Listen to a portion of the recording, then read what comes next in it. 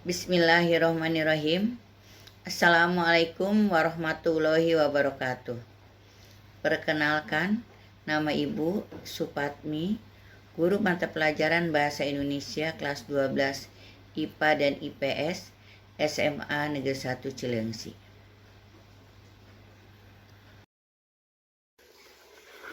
Baiklah, untuk selanjutnya kita akan membahas tentang surat lamaran pekerjaan. Materi surat lamaran pekerjaan ini adalah materi awal di kelas 12 semester ganjil atau semester 5.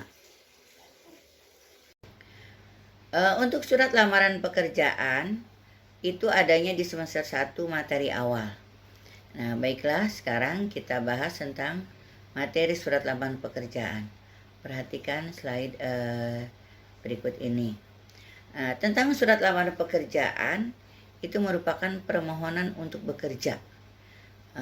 Untuk itu kita saat membuatnya harus benar-benar memperhatikan bahasanya, kemudian harus juga memperhatikan tulisannya. Surat lamaran pekerjaan itu merupakan surat pribadi, namun surat pribadinya yang resmi. Nah, maka dari itu bahasanya juga harus disesuaikan dengan keresmiannya itu. Tidak bisa kita menggunakan untuk bahasa kekeluargaan.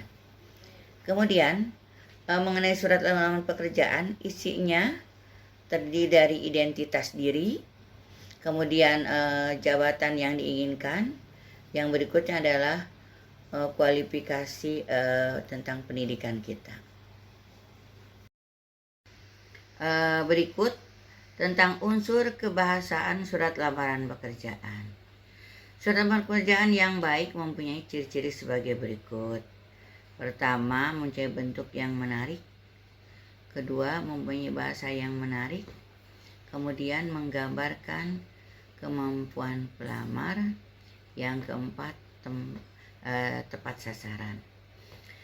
Hal yang harus dicantumkan dalam surat lamaran pekerjaan agar tercapai tujuan pembuatannya diantaranya menyebutkan sumber lamaran, kemudian yang kedua identifikasi diri dengan lengkap dari pelamar.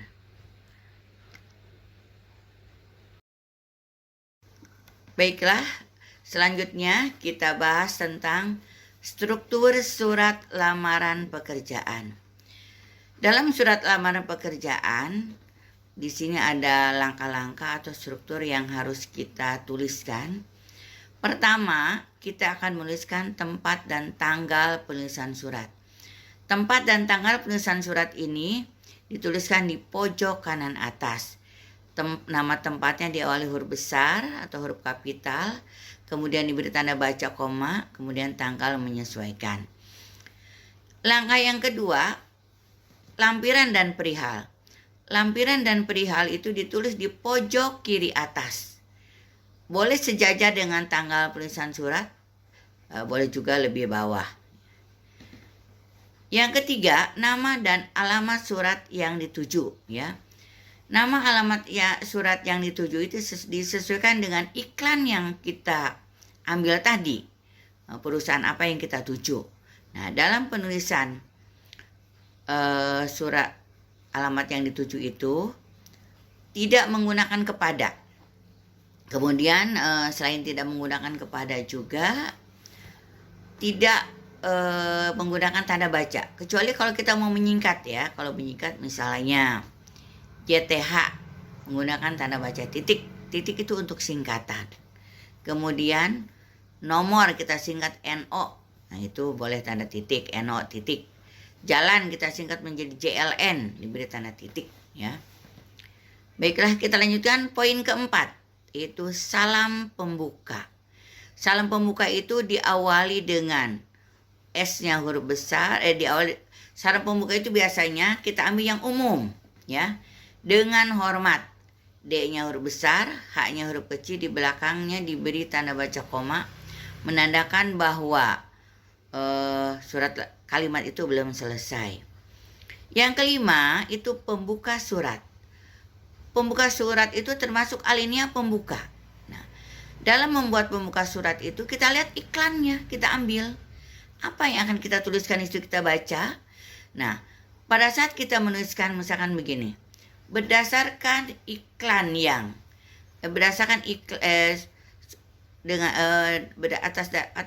iklan yang diambil dari mana, tulis gitu, misalkan dari internet, tanggal berapa, bulan apa, tahun berapa, itu tulis semuanya lengkap.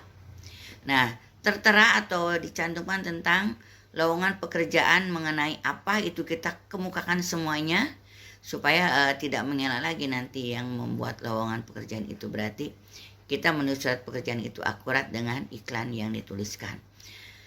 Kita lanjutkan poin ke-6, isi identitas diri, kemudian dilanjutkan dengan lampiran.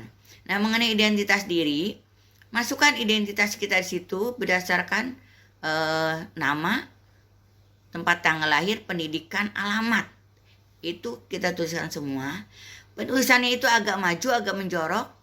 Kemudian lagi diawali dengan huruf kecil semua. Kemudian di antaranya kita beri tanda titik 2. Setelah titik 2, jika kita menuliskan nama kan tidak mungkin huruf kecil kan. Menuliskan tempat tidak mungkin dengan huruf kecil kan. Nah, itu disesuaikan. Kemudian dilanjutkan dengan lampiran. Misalkan begini, untuk bahan pertimbangan bersama ini saya lampirkan. Lampirkan semua yang kita miliki supaya lamaran kita itu diterima, ya. Kita lampirkan semuanya. Setelah beres itu, baru kita lanjutkan dengan penutup surat, ya. Dalam penulisan penutup surat ini kita tidak boleh menuliskan terlalu merendah atau terlalu berlebihan, ya.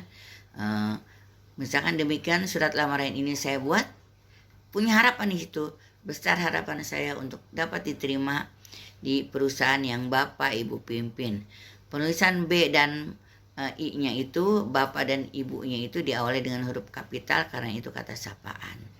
Kemudian dilanjutkan dengan tanda tangan dan nama jelas. Surat lamaran pekerjaan itu surat pribadi yang resmi, maka harus ditandatangani dan beri nama jelas, ya, supaya jelas keresmiannya itu berdasarkan struktur yang ada.